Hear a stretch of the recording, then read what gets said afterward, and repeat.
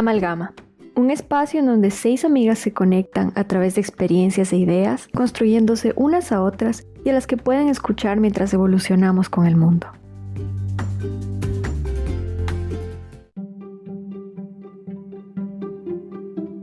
El ser humano debe ser entendido en su universalidad, garantizando el cuidado de todas las esferas que conforman la humanidad. Así, se ha demostrado que la salud física es tan importante como la salud mental. Anteriormente este era un tema tabú, del que poco se hablaba y que cuando se hacía era con reserva y hasta con un matiz de vergüenza. No obstante, generaciones de activistas y gremios que trabajan con salud e higiene mental se han encargado de visibilizar la importancia de fomentar la conciencia y promover herramientas de prevención y atención inmediatas. Los trastornos de salud mental pueden ser de distintos caracteres, bien sea biológicos, cognitivos o adquiridos entre otros. Sin embargo, es importante otorgar la atención completa a todos y adecuada a cada uno de los factores que lo comprendan. El mundo de hoy nos presenta múltiples desafíos en diferentes áreas que debemos atender. Las emociones que pueden resultar perturbadoras como el miedo, la ira o la tristeza, que acompañadas de reacciones físicas nunca antes percibidas, pueden representar un desafío mayor para la persona que las experimenta. Por esto, la socialización y normalización de las diferentes condiciones de salud mental puede fortalecer los canales de apoyo y concientización, funcionando como campañas de prevención y atención. La salud mental y el bienestar integral de las emociones, la mente, psicología y tranquilidad social deben ser garantizadas para permitir el contexto en tomas de decisiones. Determinarán a su vez la forma de relacionarnos y poder ejercer dentro de las esferas de la vida libremente. Nuestra invitada del día de hoy se llama Mariana Ponce, es psicóloga formada en psicología positiva y en psicoanálisis y psicoterapia para niños y adolescentes, fundadora de la Iniciativa Venezolana para el Desarrollo Positivo Adolescente. Tiene como misión de vida promover el bienestar desde la adolescencia para formar individuos felices, saludables y contribuyentes con su propio desarrollo.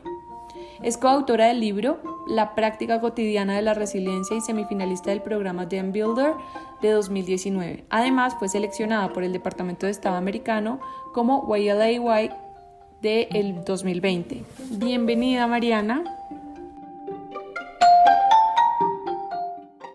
Muchas gracias. Sí, efectivamente, la salud mental es algo que está muy presente en el día a día actualmente. Eso tiene que ver y responde a los cambios de paradigma en el mundo. Nosotros estamos transitando y estamos cambiando desde cómo vemos al ser humano y cómo nos entendemos nosotros y cómo vemos los logros y la felicidad. Venimos de un paradigma en donde te preguntan qué eres y ahora estamos cambiando hacia quién eres. Y cuando tú entras en quién eres, comienzas a contemplar lo que tienes adentro. Es ahí donde surge la psicología positiva. La psicología positiva utiliza las fortalezas del ser humano para poder afrontar los retos que vienen y utiliza las características particulares de cada quien para generar individuos resilientes. Actualmente estamos viendo mucha atención en enfermedades mentales que antes no se atendían porque eran un tabú. Actualmente estamos normalizando la salud mental y eso nos ha llevado a ser mucho más conscientes de las cosas que suceden a nuestro alrededor. En mi trabajo, mi objetivo con los adolescentes y también con la juventud que llega hasta los 29 años es encontrar justamente cuáles son las características personales que tenemos y aceptar nuestras condiciones emocionales y los retos por los que estamos pasando de una manera saludable. Esto tiene que ver con aceptar justamente qué es lo que estamos viviendo. La psicología positiva se basa en emociones positivas, se basa en que tú estés comprometido con los espacios y los ambientes en los que te estás desarrollando, tiene que ver con relaciones positivas, tiene que ver con poder tener logros de los cuales tú estés satisfecho y por los que puedas trabajar, que te dan una misión, y tiene que ver con el sentido de vida. Entonces, todas estas cosas se mezclan para generar bienestar. Actualmente, en el tema de la cuarentena, nos estamos dando cuenta que el estado emocional es una de las cosas más importantes que nosotros tenemos que cuidar. Es importantísimo que nosotros podamos establecer límites y autocuidado y podamos ser honestos con las emociones que tenemos, pero para eso es importante conocerlas. Y es aquí el trabajo del psicólogo y de todas las otras técnicas que se utilizan y diferentes ramas de autoconocimiento con la psicología y el desarrollo humano que nos permite conocernos a nosotros mismos y poder atender nuestro estado emocional desde una posición normalizada. Hay muchos tabús todavía en el tema de la psicología y el desarrollo humano y lo que son las enfermedades mentales, pero les puedo asegurar que es algo que es completamente normal, por lo cual todos pasamos en algún momento. Y cuando nosotros tenemos las estrategias y las herramientas para poder afrontar y poder prevenir y poder promover nuestras fortalezas, es mucho más viable el manejo adecuado de ellas y es mucho más fácil lidiar con el mundo y con nosotros mismos y poder llegar a los éxitos que nosotros estamos estableciendo para cada quien. Muchísimas gracias, Mariana, por estar aquí hoy con nosotros y compartirnos tu perspectiva. A mí me gustaría presentar a grosso modo cuál es el panorama global de la salud mental en datos. Según el Foro Económico Mundial, uno de los propósitos de las sociedades es que los niños y jóvenes crezcan en ambientes de calidad y saludables para poder crecer en óptimas condiciones y poderle retribuir o contribuir a esta sociedad ya como adulto. El principal desafío en el pasado para que esto ocurriera era el riesgo de mortalidad de los niños al nacer. Hoy en día, los desórdenes de salud mental representan uno de los principales problemas de la temprana vida adulta. De acuerdo con los datos de esta institución, el 75% de los problemas de salud mental comienzan alrededor de los 25 años. 1 de cada 4 jóvenes adultos entre 20 y 30 años ha padecido algún trastorno o desorden de salud mental. Sin embargo, unos resultados arrojados en una última investigación indican que puede ser el doble. Estos desórdenes implican un obstáculo para los jóvenes desenvolverse de forma autónoma e independizarse, en tanto presentan obstáculos para crear su identidad como adultos. Y bueno, también pueden presentar obstáculos en sus relaciones sociales y sexuales, finalizar sus estudios, encontrar un trabajo, lo que tiene consecuencias en el budgeting de los países. Las enfermedades de salud mental lideran el porcentaje global de recurrencia en jóvenes frente a otras enfermedades y por ende representan una carga de mayor inversión. Para el 2030, las enfermedades de salud mental costarán a nivel global alrededor de 1.6 trillones de dólares.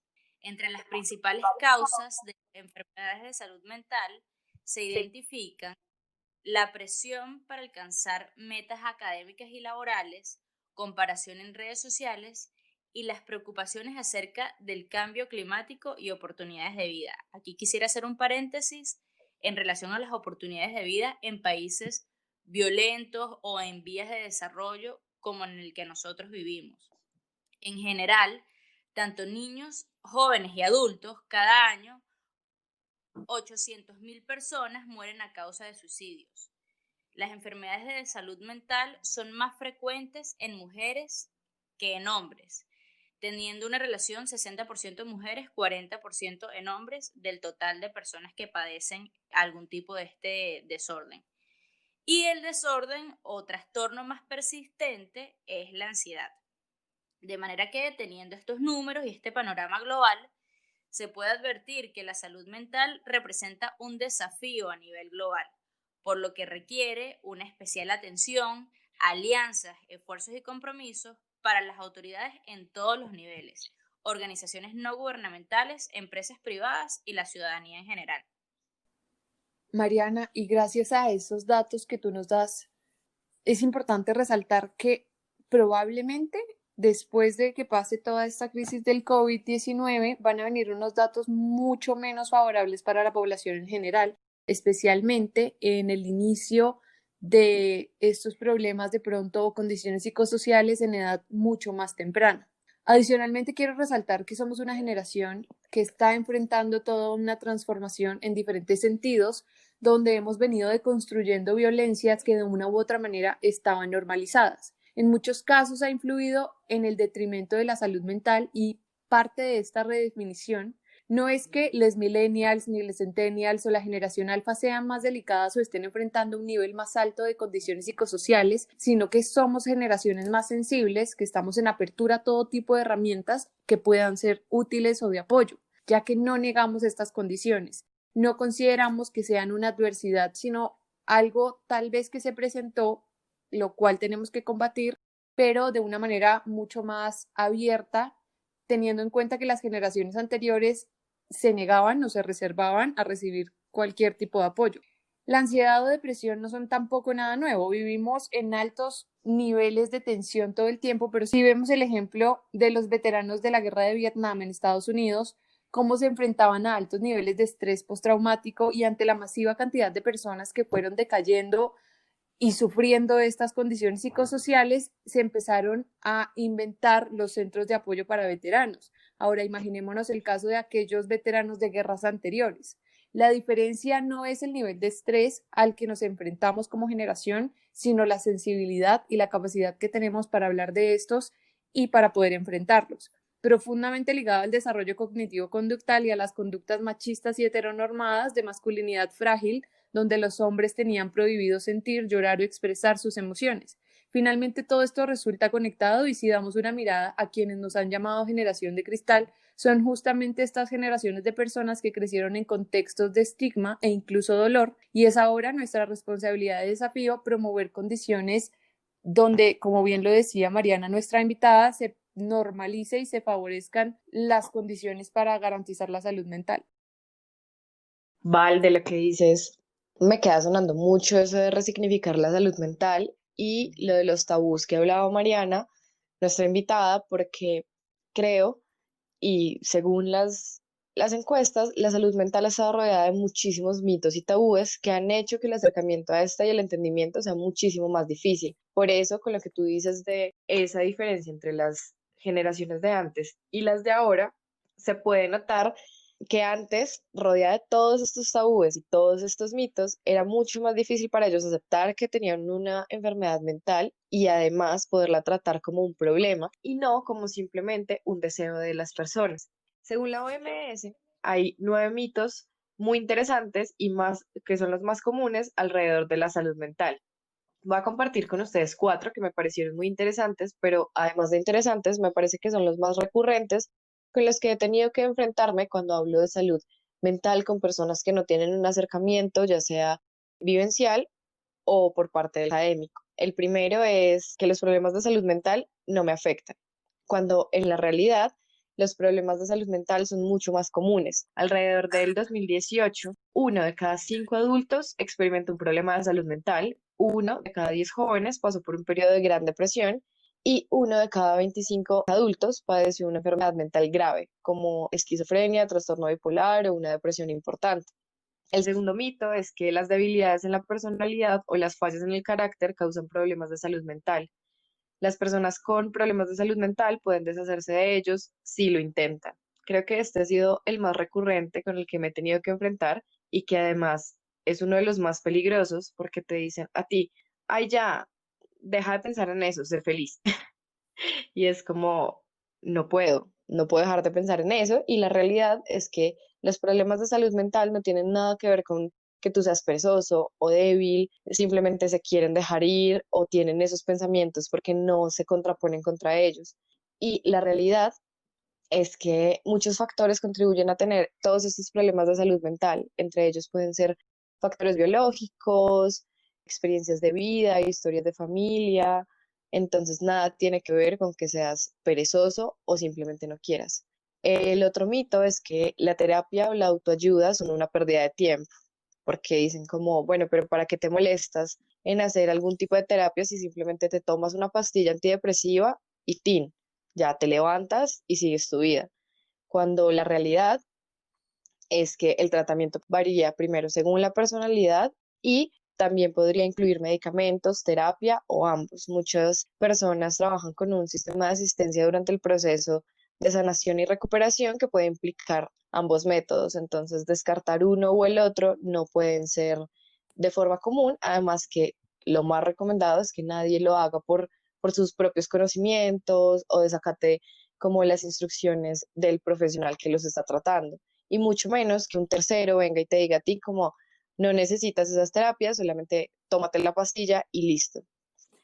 Y el cuarto mito, que me parece también muy importante para las personas que podemos llegar a convivir con algún tipo de ambiente de persona que tenga un problema de salud mental, es que piensan o pensamos en algún punto que no podíamos hacer nada por una persona que tenía un problema de salud mental. Y se ha demostrado que la realidad es que los amigos y los seres queridos pueden generar un gran cambio, ayudándoles a estar en comunicación con ellos para estar disponibles de ayudarlos, les podemos ayudar a obtener servicios de salud mental, podemos incluso modificar conductas que puedan ser un trigger para ellos, que les detonen algún tipo de episodio. Se tratan con respeto, del mismo modo que los demás, no simplemente porque tengas un problema de salud mental, decirle o tratarlo de una forma diferente, sino es con ciertos cuidados, pero no como una persona menos, que valga menos, y siempre tratando con respeto este tipo de problemas, porque muchas veces quizás en comunicaciones familiares o en dinámicas familiares se tratan este tipo de problemas diciendo como, ah, no, es que él está loco, déjalo. Y ese es uno de los factores que más potencian que se denomine que están mal o que ellos mismos se sientan mal y ya después no quieran compartirlo. Qué acertado que empiezas a conversarnos un poco sobre lo que significa la familia en todo este tema de la salud mental. Yo creo que es algo muy importante porque para mí la familia, antes yo pensaba que era la base de todo, como decía León Tolstoy, que es el núcleo de toda nuestra sociedad, pero me hizo a mí cambiar esa idea poco a poco, que yo fui reconstruyendo lo que de verdad significaba yo como ser humano y como individuo y qué vine a ser yo a este mundo y qué significaba la familia en eso, ¿no? Y cuando Valerie menciona sobre las condiciones para garantizar esta salud mental, creo que es muy importante reconocer y cuestionarnos estos mitos que tú nos hablas, Fer. Y hay un obstáculo que yo siento que es muy importante que conversemos y es este obstáculo en el intento de garantizar la salud mental y es esta idea y el concepto de la generación de cristal. Y yo me imagino que ya lo han escuchado y si no, es muy interesante, pero no de la manera positiva porque este es un atributo o un estigma peyorativo que está ahí para describir a la generación Z o incluso a los millennials, y es una expresión utilizada por la generación X o los papás de esta supuesta generación de cristal. Es una generación que comenzó a decirle que no, que las cosas no necesariamente están bien en el aspecto de la salud mental, y empezaron a tener como habíamos mencionado en el primer capítulo, sobre estas necesidades postmateriales que van más allá de lo que nosotros podemos necesitar en nuestra vida en el tema de cosas o de casas o de carros. Y también lo que Mariana, nuestra invitada, mencionaba de este cambio de paradigma de qué eres a quién eres. Entonces nosotros ya nos encontramos en el quiénes somos. Y ahí es cuando vienen en juego todo este tema de las necesidades postmateriales. Pero bueno, ¿cuáles son las características de esta generación de cristal? Primero, son personas nativo digitales, es decir, que están fuertemente influenciadas por la era digital. Segundo, que tienen gran incidencia en las redes sociales. Y tercero, y muy interesante, es que son personas que participan en círculos de consumo, de costumbres, de clase económica y política alta. Es decir, para tú ser parte de la generación de cristal, tienes que ser privilegiado, o sea, de algún modo. Porque la acusación es que las personas de la generación de cristal son hipersensibles.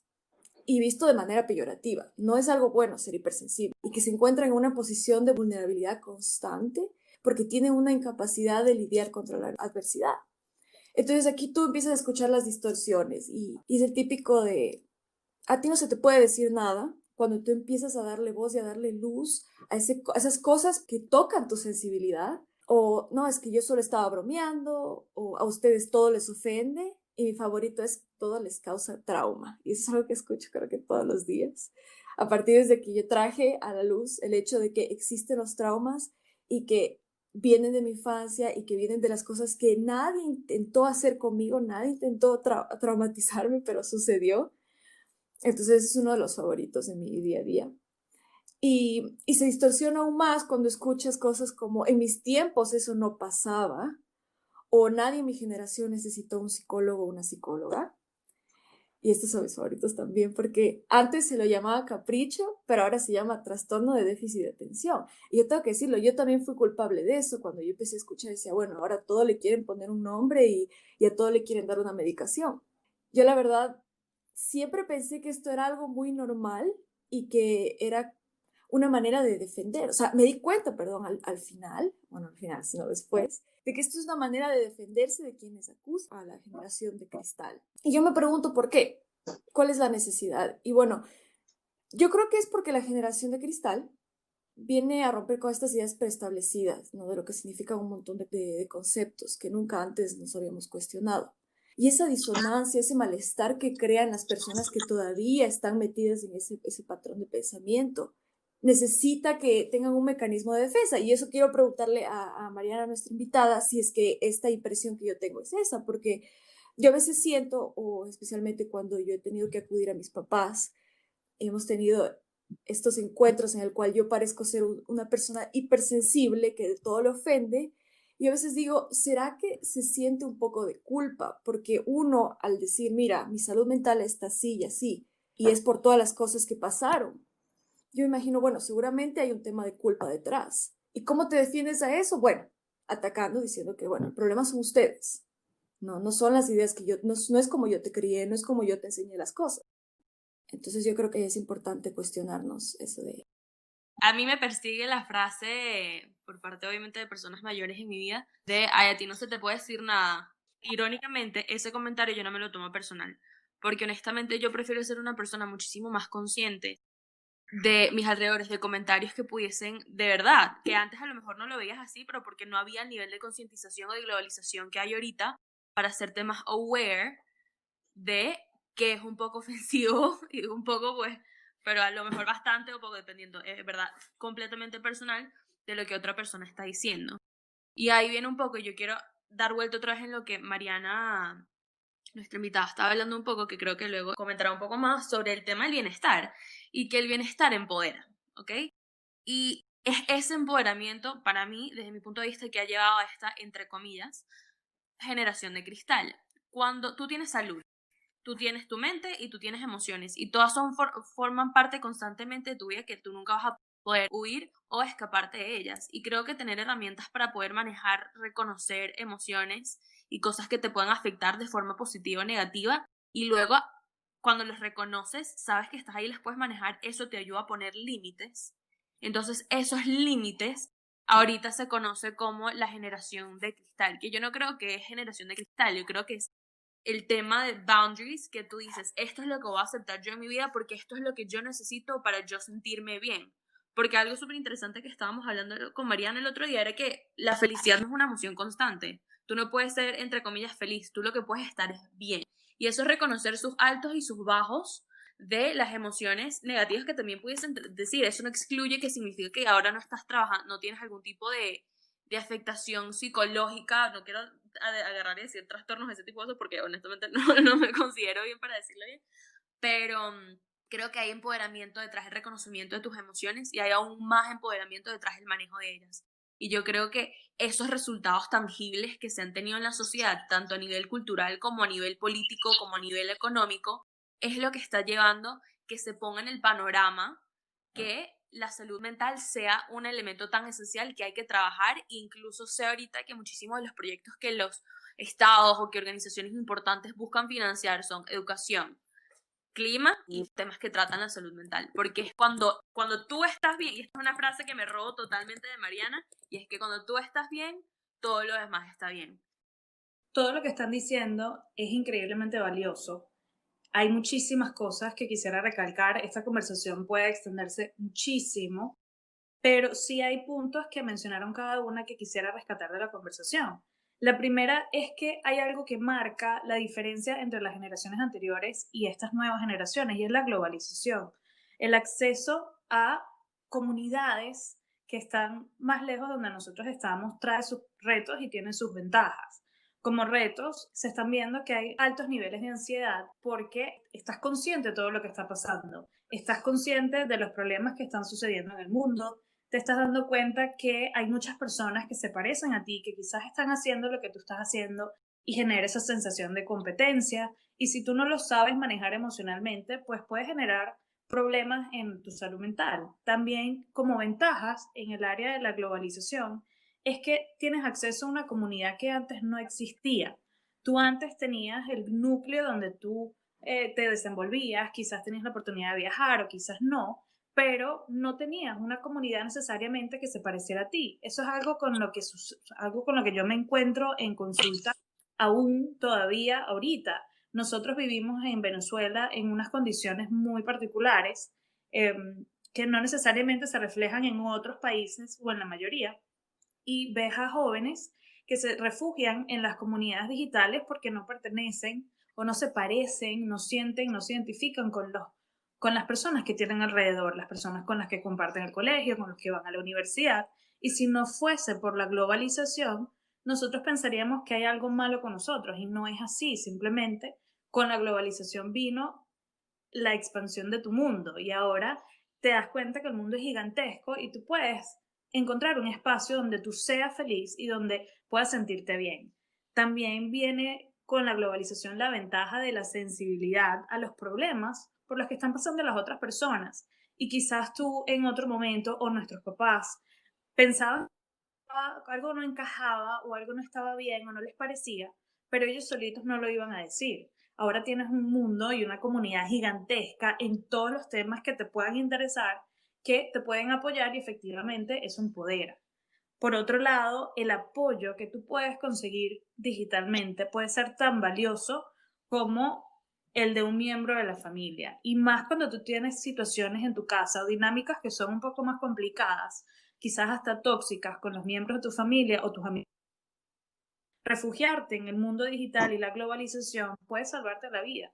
De hecho, al sol de hoy, las generaciones ahorita, los adolescentes, tienen amigos a quienes no han conocido. Nunca, jamás tuviesen que montarse en un avión y viajar y conocerlos. Y son personas con las que están vinculados emocionalmente muchísimo. Y antes tus papás te decían no hables con extraños, y ahorita está bien visto. Entonces hay como muchos cambios que son muy difíciles para asimilar para generaciones que no nacieron con esto. Por eso la generación de cristal es nativa digital. Nosotros entendemos y vivimos esto. Nuestros papás o quizás personas un poco más tradicionales no lo van a entender porque no lo han tenido que vivir. También cuando tú estás cómodo, que es a lo que me llevaba la respuesta de Nico, lo desconocido da miedo. Y no todo el mundo sabe cómo lidiar con eso. De hecho, cuando tú tienes la incertidumbre o lo desconocido, te genera ansiedad. Eso es lo que le pasa a nuestros papás cuando nosotros le traemos todas estas cosas nuevas. Ellos se mantienen en su zona de confort y es entendible. Nosotros tenemos que aceptarlos a ellos bajo ciertas condiciones de que ellos son así. Lo que no podemos permitir es que por su miedo le hagan daño a otras personas, porque tú no tienes, nadie en este mundo tiene el derecho a hacerle daño a otros. Tú tienes el derecho de ser feliz. Es tu responsabilidad y tu derecho. Y tienes el derecho de estar en bienestar y sentirte parte, contribuyente del entorno donde tú te desarrollas. Pero jamás vas a tener el derecho de hacerle daño a alguien. Y eso es lo que a ellos les está costando entender un poquito, y por la cual nos llaman a nosotros y todas las generaciones que vienen generación de cristal, porque somos hipersensibles al abuso y a las faltas de respeto. Entonces, es difícil para ellos asimilar eso, porque nadie antes, como no había una comunidad gigante, no había un entendimiento colectivo que te dice, mira, esto está mal. No, un hombre no es mejor que una mujer. Los derechos de cada quien se respetan. Vamos a respetar las condiciones de cada quien. Burlarse de alguien no es cómico, es un cambio de paradigma que les hace cortocircuito a las personas que no han trabajado en su estado emocional, en su salud mental, para entender la incertidumbre. Eso también es una característica fundamental de esta generación. Esta última generación, los más jóvenes, que es el área donde yo me dedico, ellos están naciendo, igual que ustedes están experimentando, probablemente una tercera guerra mundial, el colapso del clima, el colapso de las cuestiones políticas, o sea, siempre está al borde de una crisis. Y eso les ha permitido desarrollar herramientas emocionales que a otras generaciones no. Esas generaciones que nacieron en el boom y que han vivido bonanza y que han vivido una cantidad de cosas que nosotros no hemos experimentado, no han sabido desarrollar de manera adecuada los recursos emocionales para afrontar la incertidumbre como lo hacemos nosotros y como lo hacen los chamos más pequeños. De hecho, a mí me sorprende todos los días, aunque trabajo en esto siempre, lo impactante que es ver cómo primero los padres de mis pacientes colapsan emocionalmente antes de que mis pacientes lo hagan. Y mis niños, la queja es, mi mamá está fastidiosísima.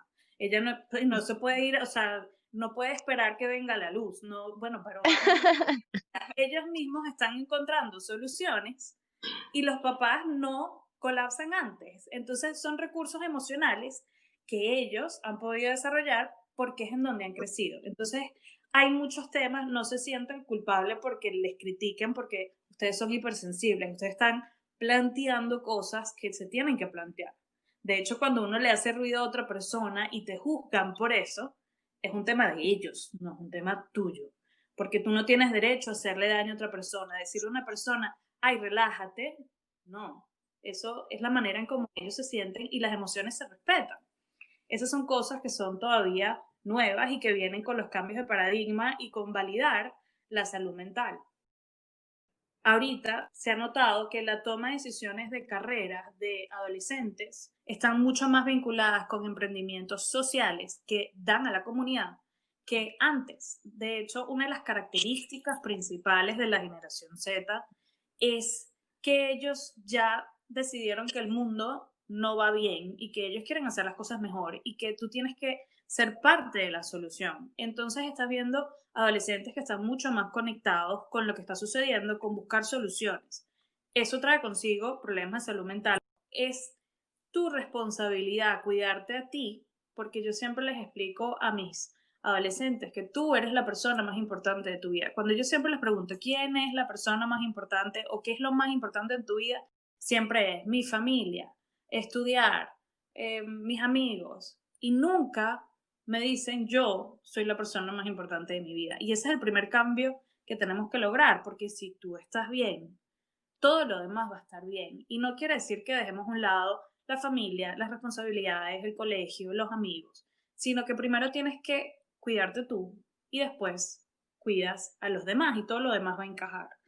Entonces, efectivamente, es nuestra responsabilidad cuidar nuestra salud mental, pero también las emociones son como contagiosas. Tú puedes cambiar tu estado de ánimo y por eso es que nosotros también somos parte de la dinámica colectiva. Si nosotros creamos un ambiente donde la gente se siente aceptada, va a estar mejor. Si creamos un ambiente de crítica, va a generar conflicto. Y nosotros somos parte del proceso. En el desarrollo positivo adolescente, que es el área que yo trabajo, trabajamos 5 Cs que tienen como resultado una sexta C. Y lo que nosotros tratamos de empoderar y tratamos de promover es el desarrollo de la confianza, de que se sientan seguros con sus propias decisiones. El carácter, que puedan tomar y discernir entre lo que está bien y lo que está mal y tomar decisiones saludables. Sus propias competencias personales, porque cada quien tiene un talento y tú puedes hacer lo que a ti te guste, porque el mundo te lo permite.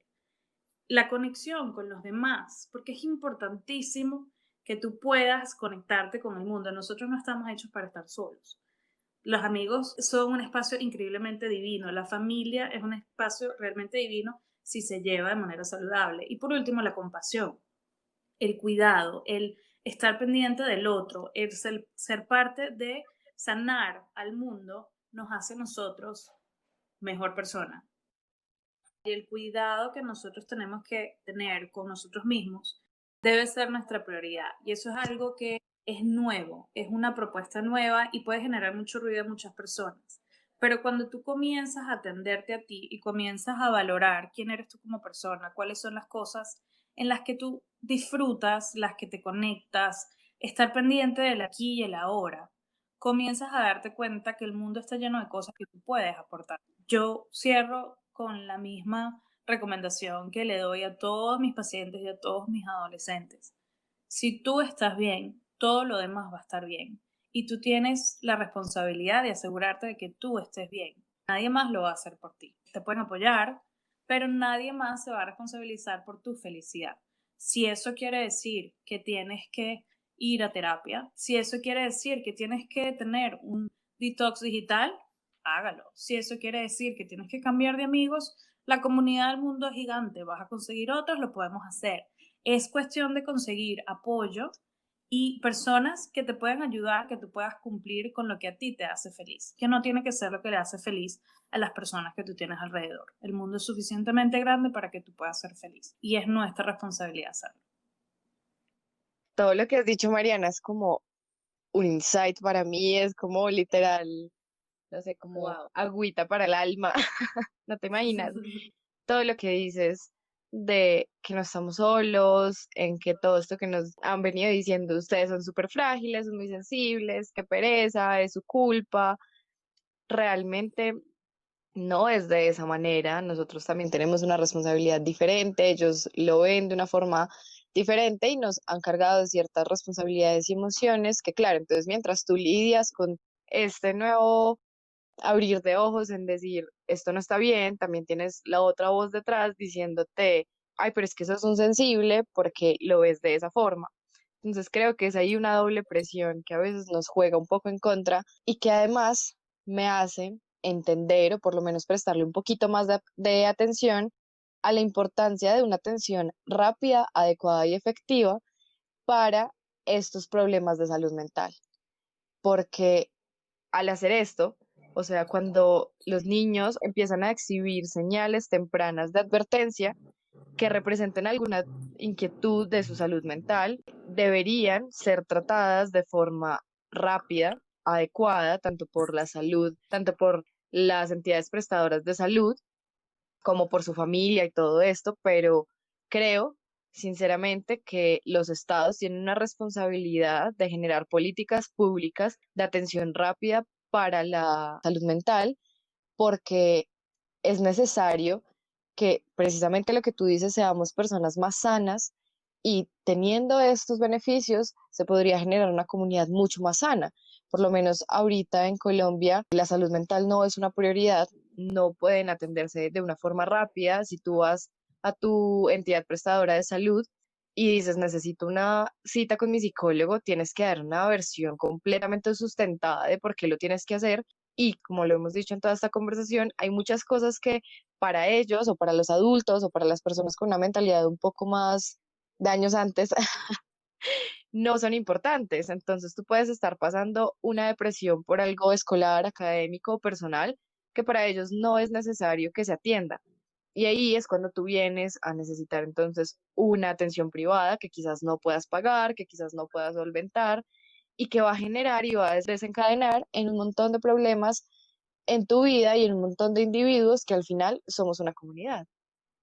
Sí, Fernanda, muchísimas gracias por traer este tema a colación, el tema de la prioridad o la atención especial que deben dar los órganos del Estado en cuanto al tema de salud mental y toda esta aproximación que se debe hacer.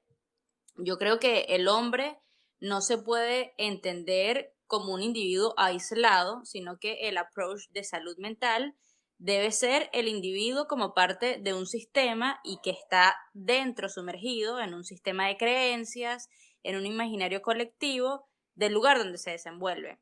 Tal lo explicaba el doctor Martín Larroche, quien es venezolano, un psicólogo que trabaja en Harvard University, e hizo un libro de psicoterapia global y cultural donde habla que, bueno, el approach de salud mental se debe hacer según el contexto social, económico y político donde el individuo se desarrolla. Y pues él hace una aproximación hacia la situación de Venezuela. Y él hace una consideración, un énfasis mayor, que la salud mental debe ser una prioridad o es un desafío mayor en países como los latinoamericanos, donde pues los contextos son muchísimo más violentos. Por ejemplo, en el caso de Venezuela, la mayoría de la población vive en un contexto de pobreza e incertidumbre frente a las oportunidades de desarrollo. Así como también los jóvenes están en una encrucijada si se quedan o se van del país en una situación muchas veces de vulnerabilidad extrema. Muchas personas han pasado por situación de persecución, de violencia o son familiares de víctimas de violencia, familias separadas, desplazamiento forzado, lo que implica un duelo para las personas que se alejan de sus principales redes de apoyo y centros de inspiración.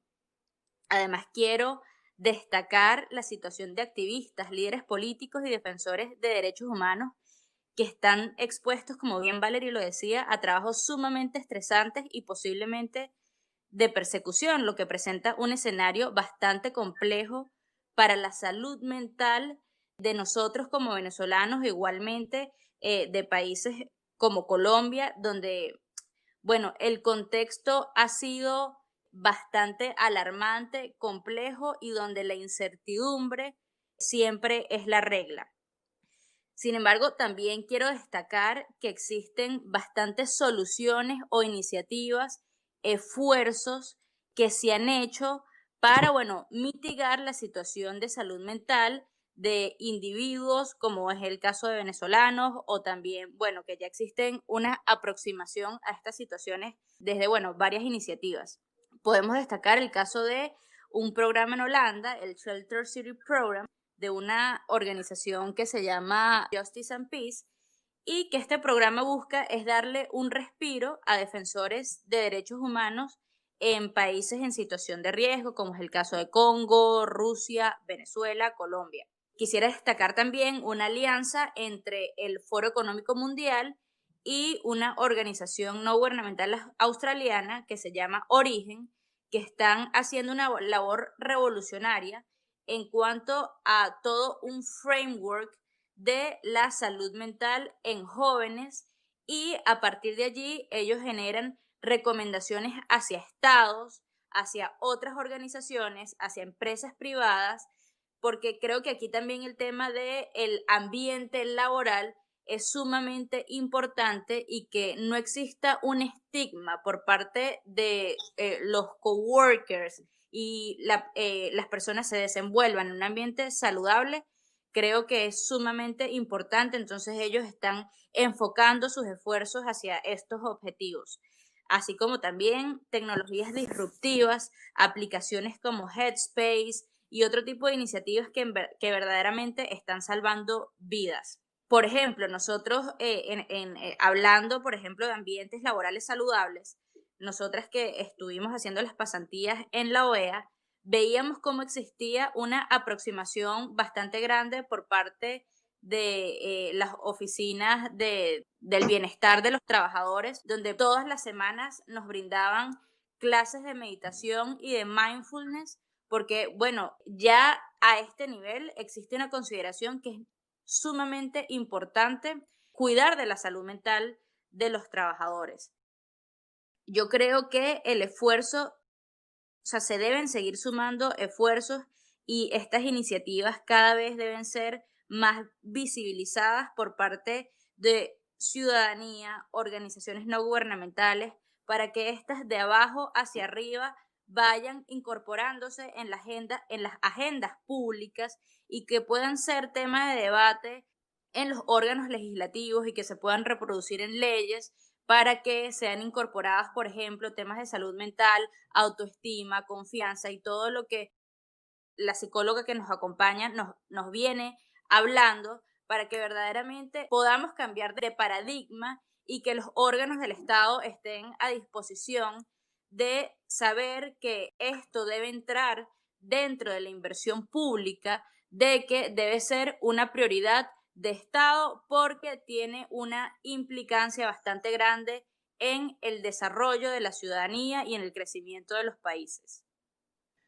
En el caso latinoamericano, igual en el caso africano y países que cuentan con un alto índice de pobreza, la falta de medios para acceder a servicios de atención a salud mental, aunado a situaciones de estrés, altos índices de pobreza, falta de garantías en cuanto a seguridad alimentaria, factores de violencia generalizada, entre otros, perpetúan el círculo entre el incremento de la pobreza y los problemas de salud mental.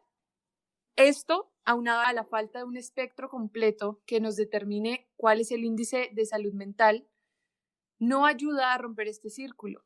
Sí, además, nos remitimos a ver cómo es el estado de las cosas después de la pandemia del COVID-19.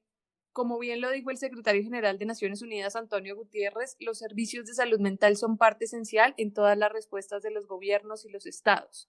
Entonces, América Latina y todos estos países que tienen una propuesta de decrecimiento, que tienen un pronóstico de crecimiento económico según el Fondo Monetario Internacional, deben promover la implementación de políticas públicas aún más ahora. Existen diferentes herramientas como la meditación, las prácticas de yoga, el mindfulness y demás, aunado también a buenas condiciones de alimentación, ejercicio, relajación, pero si no son acompañados de contextos saludables y de contextos donde se garanticen las políticas públicas para todas las clases sociales, porque bien es distinto el espectro europeo al latinoamericano, no vamos a estar progresando. Si bien hemos avanzado un montón en cuanto a la visibilización y sensibilización, el camino aún es largo. Yo lo he resaltado bastante y es nuestra generación quien en aproximadamente 5 años ya va a estar en órganos de poder y en altos cargos de gobiernos, quienes vamos a tener que asumir las riendas de cómo se está manejando el tema de salud pública y el tema de salud mental. Y creo que en este sentido es alentador visibilizar, pero también es importante promover todas las acciones de distintos factores, porque de nuevo, no son solamente los estados, también es la familia, somos nosotros mismos como individuos, y es importante hacer este llamado a pensar desde el lugar en el que estás escuchándonos, qué puedes hacer para garantizar y para mejorar tus condiciones de salud mental, pero no solo las tuyas, sino de todas las personas que te rodean. Agregando a lo que acabas de decir, el problema de la salud mental a nivel ya de Estado o la atención de la salud mental a nivel de Estado es algo que todavía está en su infancia y da mucha lástima en ese sentido porque nosotros sabemos lo importante que es y las personas que han tenido que atenderlo y que han visto de frente y se han responsabilizado de su propia salud mental, saben lo importante que es y el impacto que puede tener en la sociedad. De hecho, los beneficios de la salud mental estable y en bienestar son gigantescos para la salud pública. Estás hablando de personas que se mantienen lejos de conductas de riesgo, menos violencia, tienen mejor capacidad para lidiar con los cambios, participan en las comunidades para buscar soluciones. Entonces es una inversión que hay que hacer efectivamente en espacios colectivos. Nosotros somos parte del mundo y como lo comenté antes, no estamos hechos para estar solos y el Estado tampoco puede olvidarse de eso. Queremos agradecer a Mariana por parte de todo el equipo de Amalgama y esperamos que para la audiencia haya sido de mucha utilidad esta conversación y que haya despertado en ustedes un poco el pensamiento crítico y a cuestionarnos qué está sucediendo con nosotros como generación en salud mental y también a poner sobre la mesa la necesidad de garantizar salud integral para poder mejorar como sociedad. Muchas gracias y les esperamos en la próxima. No se olviden de seguirnos en nuestro Instagram, @amalgamashow. Aquí los esperamos para el próximo episodio. Sueños, realidades y un mundo de posibilidades compartiendo desde nuestra mesa hasta sus dispositivos.